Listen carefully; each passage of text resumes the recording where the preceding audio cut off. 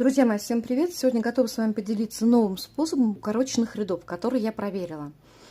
Дело в том, что мы укороченными рядами все довольно часто пользуемся. При вязании реглана сверху, например, мы вывязываем росток. Я использую еще в технике, когда вяжу реглан-погон, обязательно у меня участвуют укороченные ряды на рукаве. В разных случаях используем по низу изделий, можем асимметричный низ сделать. При вязании чайки мы укороченными рядами выравниваем низ изделия. Много где можем пользоваться. Вот здесь вот смотрите, вот в красном буретном шелке это пряжа ручного окрашивания от Натальи Фадеенко. У нее канал на YouTube называется «Вязание с Натальей Фадеенко. Вязание как искусство». Проходите, выбирайте. У нас есть ролик на канале, где я показывала обзор на эту футболочку. В буретном шелке белого цвета я применила укороченные ряды, видите, по низу. У меня здесь в резинке. Кстати говоря, вам на будущее, если вы где-то вдруг разворачиваетесь в резинке или просто у вас есть выбор развернуться на лицевой либо на изнаночной петле, всегда выбирайте лицевую петлю, она менее заметна в полотне. Старайтесь, во всяком случае. В способе новом, который я вам сегодня покажу, можете разворачиваться на изнаночной петле. Я именно вот здесь делала на изнаночной петле. И если присмотреться, давайте посмотрим. Там и вокруг горловины, конечно же, есть.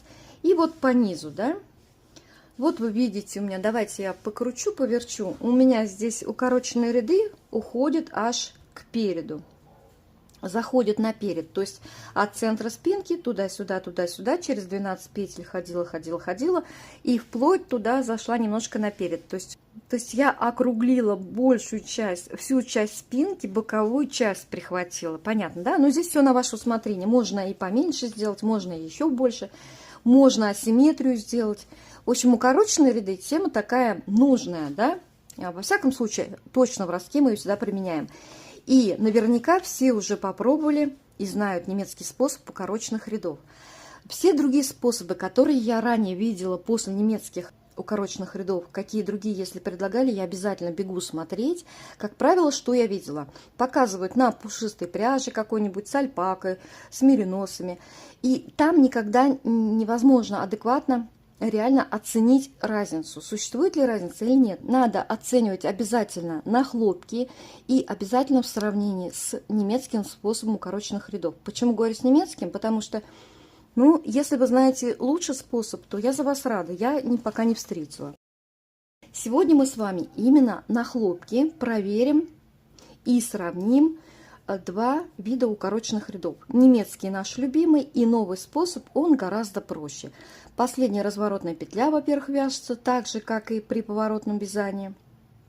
Те, кто знает, о какой разворотной петле я говорю, при вязании ростка, когда мы туда-сюда ходим, разворачиваемся, а потом в конечном итоге мы входим в круг. И к последней разворотной петле мы заходим справа, с другой стороны. И там она провязывается за заднюю стенку при вязании немецким способом укороченных рядов. Здесь же при новом способе всегда мы вяжем все петли одинаково. Но это одно из преимуществ. Точнее, это, наверное, не преимущество, а просто легкость, наверное, запоминания для начинающих. А так оцените сами. Я вам показываю поближе. Я не буду забегать вперед. Вот здесь один способ, вот здесь другой способ. Здесь один способ, здесь другой способ. Давайте приступим и вместе оценим. Ну что, приступим к сравнению. Значит, по центру у меня стоит вот такой маркер ручной работы. Слева голубенький мы будем на лицевых петлях разворачиваться. Справа зелененький мы будем на изнаночных петлях разворачиваться. От центра отступила 5 петель влево и 5 петель еще влево. И также от центрального вправо 5 петель маркер и 5 петель маркер. Давайте вначале вспомним немецкий способ укороченных рядов, который, наверное, большинству из вас знаком. Довязываю до центра, довязываю до середины, перекидываю маркер, который у меня делит пополам полотно, и вяжу до первого маркера 5 петель. Сначала мы вспомним немецкий способ укороченных рядов. Провязали до нужного места, разворачиваемся на изнаночную сторону. На правую спицу с левой петлю перекидываем и ниточку до отказа назад заводим. Образуются 2 дужки петли, которые являются одной петлей. Держим на кончике, стараемся не растягивать. Вторую, следующую петлю за ней тоже стараемся провязать очень туго, чтобы в полотне было менее заметно. Изнаночными петлями возвращаюсь до следующего маркера. Будем разворачиваться на лицевую сторону. После маркера, который по центру, провязываю 5-ю петлю, снимаю маркер, разворачиваемся на лицевую сторону. При развороте на лицевую сторону, при немецком способе, мы хватаем петлю, неважно, какими вы вяжете, бабушкиными или классическими изнаночными петлями, за правую дужку. За правую дужку правой спицы схватили петлю, скинули с левой и ниточку до отказа на себя. Также у нас образовалось 2 дужки, держим на кончике, стараемся не растягивать и идем в обратном направлении.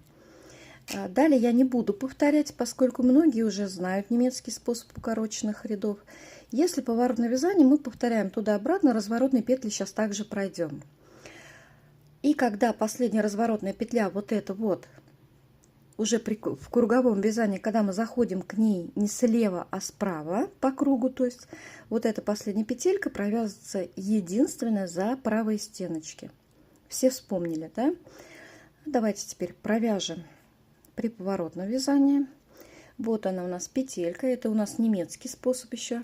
Слева направо ее подхватываем, она вот такая вот, как жучок выглядит. И аккуратненько стараемся на кончиках провязывать. И пошли дальше вязать. Сейчас мы подходим ко второму маркеру, я показываю вам новый способ. Смотрите, правую спицу мы вводим не в петлю, которая у нас на спице на левой, а вниз, в петлю ниже лежащего ряда. Достаем ниточку. И так как у меня классические петли и лицевые изнаночные, вот как я ее достала, так я ее и ставлю. Если у вас бабушкины изнаночные, у вас петля стоит на левой спице вот так вот левой стеночкой, значит вы тоже так же не в петлю, а в петлю ниже лежащего ряда достаете петельку и ставите ее, разворачиваете левой стенкой. Я думаю, это понятно, да? Давайте я верну конструкцию назад.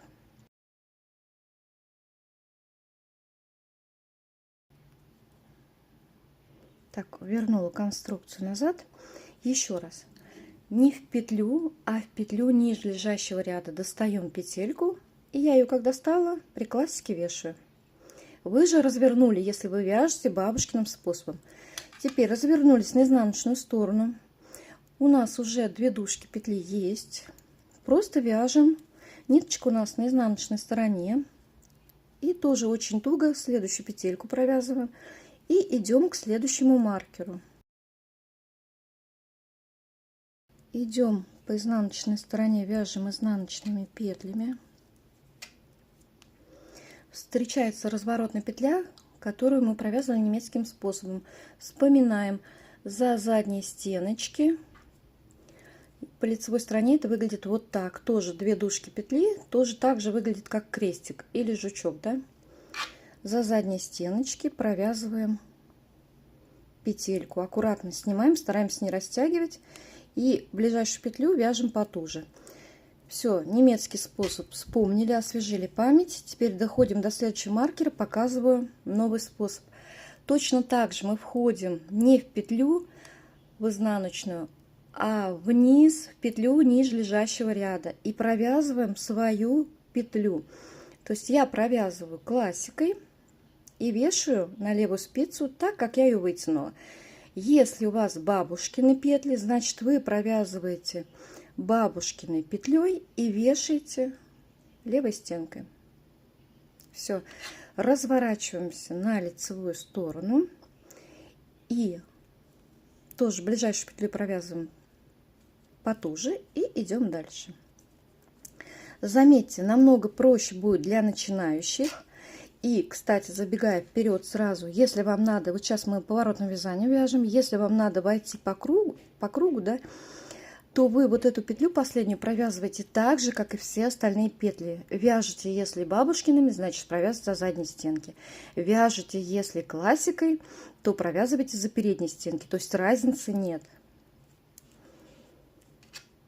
Давайте покажу, как оно выглядит и как мы ее провязываем. Дохожу до разворотной петли и провязываю ее классической лицевой петлей слева направо. Давайте еще попробуем разочек повторить.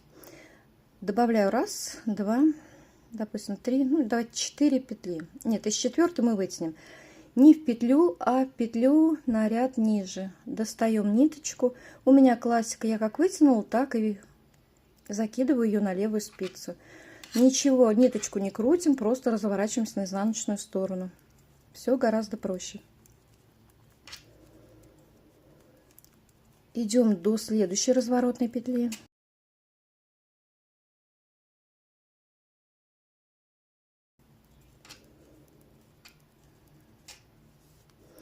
Вот она, разворотная петля, точно так же выглядит, как и по лицевой стороне, как будто сдвоенная. Я ее просто провязываю. Стараюсь потуже провязывать. Ну, давайте тоже еще захватим 4 петельки. 1, 2, 3. И в 4 я не в петлю, а на ряд ниже. Опускаюсь, вытягиваю петельку и вешаю. Если вяжете бабушкиным, значит у вас и первая петля стоит как бабушкина, и вторую вы перевешиваете просто нужной к вам стеночкой, и все.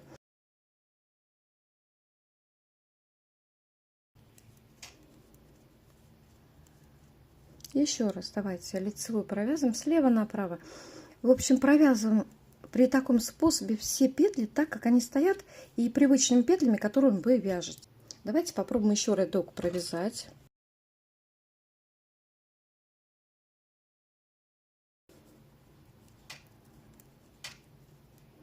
Вот она, разворотная петля по-новому. Я ее подхватываю привычным образом и провязываю привычным образом для меня.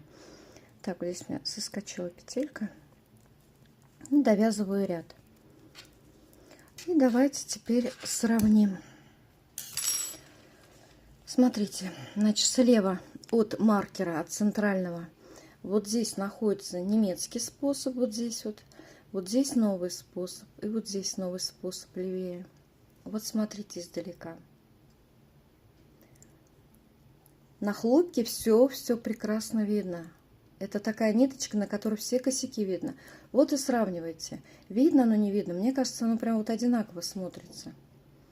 Мне кажется, даже вот эта петля вот выигрышней новая смотрится. Во всяком случае, в лицевой. С лицевой стороны.